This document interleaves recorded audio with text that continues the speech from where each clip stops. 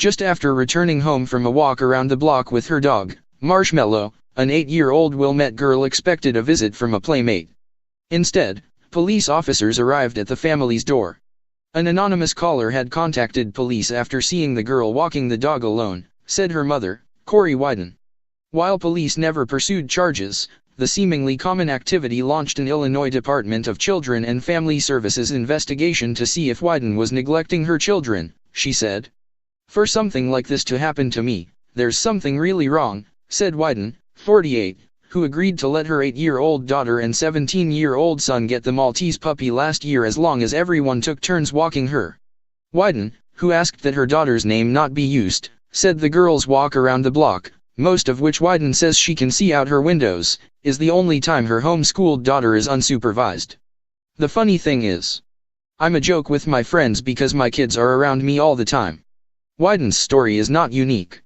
Mothers in the Chicago area and across the country have found themselves at the center of investigations by police or child welfare officials after their children were spotted alone but unharmed, playing in parks or left for minutes in a car parked outside a store, activities that could pass for typical or harmless but now are perceived by some as unacceptable. When Chicago author Kim Brooks decided to leave her then 4-year-old son in the car for a few minutes on a cool day to run an errand, she was shocked when a stranger called police to report it. I didn't really understand why it was happening, she said. I certainly felt ashamed. Not because I thought I did something horrible, but because whenever you are called out for behavior, especially when it has to do with mothering, it's shameful. Brooks, who was visiting her parents in her Virginia hometown when the incident occurred about 6 years ago, eventually completed community service and parenting classes in exchange for prosecutors there agreeing not to pursue misdemeanor charges, she said.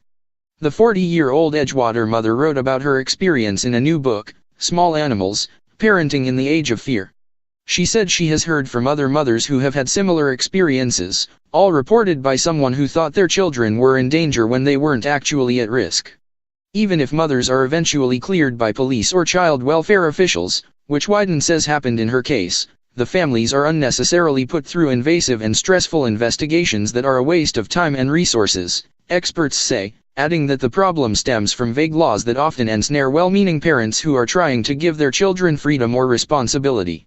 And the expectation that mothers should keep a constant eye on their children, even when there's little to no real risk, is one that does not often extend to fathers, said Barbara Risman, sociology professor at the University of Illinois at Chicago. This shaming mechanism underlies the cultural logic that women should spend all their time making sure their children are never alone, Risman said. The opposite is true of dads. No one presumes fathers have a moral responsibility to take care of their children. When they do, they get praise and positive reinforcement. The judgment placed on moms who give their children more freedom is not logical, Risman added. We create street myths about dangers, and then everyone fears that it will happen to their child. And then we overcompensate. Children are not allowed the freedom really to become themselves. Brooks said this leads to subjective reporting to police based on what someone perceives as wrong, often based on a fear of what could happen, not what actually is happening. And, in the last generation or two, we've had a radical revision of what is accepted as safe for children. But those charged with investigating child abuse and neglect cases say it's important to thoroughly check out all allegations, and it's hard to create a system that doesn't have at least some level of subjectivity. We want to investigate, because you just don't know, said DCFS spokesman Neil Skeen. You also don't want to say, to the public, don't call us unless it's serious. There are all these other cases where we say, if only someone had called us. Like in many states, the law in Illinois is vague. It defines a neglected minor as a child younger than 14 left without supervision for an unreasonable period of time without regard for the mental or physical health, safety, or welfare of that minor. But DCFS investigations are separate from criminal ones. Even if police decide a parent has not broken the law, there could still be child welfare repercussions. DCFS last year revised some of its rules pertaining to inadequate supervision cases, now offering clearer definitions. As part of a settlement this year in a class action lawsuit brought by parents who say they were wrongfully cited for neglect under the previous rules, some parents may now request a review and possibly get their citations withdrawn, Skeen said. That's important because if DCFS has made a finding of neglect, There are consequences included being barred from certain job or volunteer opportunities. The Chicago-based Family Defense Center, which defends parents and advocates for reforms in DCFS policies, has defended mothers who have been reported for leaving their children alone for even a quick walk to take out the trash, said Executive Director Rachel O'Connors-Ruttenberg. They might not all eventually have a finding made against them, but it's traumatic.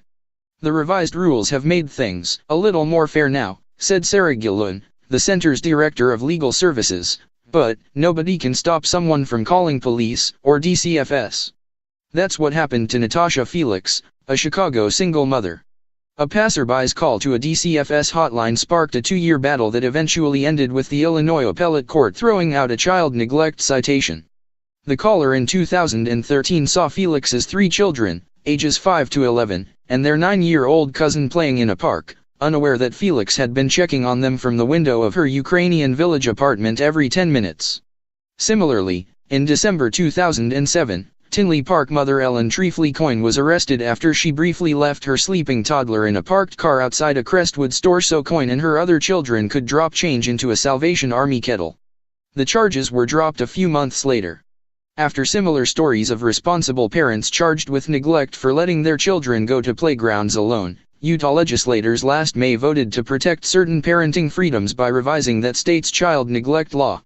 The first of its kind, so-called free-range parenting law, now specifically lists certain parenting rights, like allowing children to play at the park unsupervised, walk to and from school alone, and sit unattended in a parked car, all under certain conditions. When Wilmette police arrived at Corey Wyden's door on August 2, they inquired about the age of her daughter and how long she had been gone on her walk, Wyden said. After hearing Wyden's answers, police determined she had done nothing wrong, Deputy Chief Pat Collins said. The anonymous caller then contacted DCFS, Collins said. DCFS would not comment on the investigation. Wyden said the incident has caused her entire family stress after DCFS investigators visited her home and talked to her children, other family members and their pediatrician. After about 2 weeks and several interviews, investigators told Wyden's attorney last week that they did not find evidence of neglect, Wyden said. Everyone needs to allow the parent to do what is best for their family, she said. No one will dictate my parenting choices.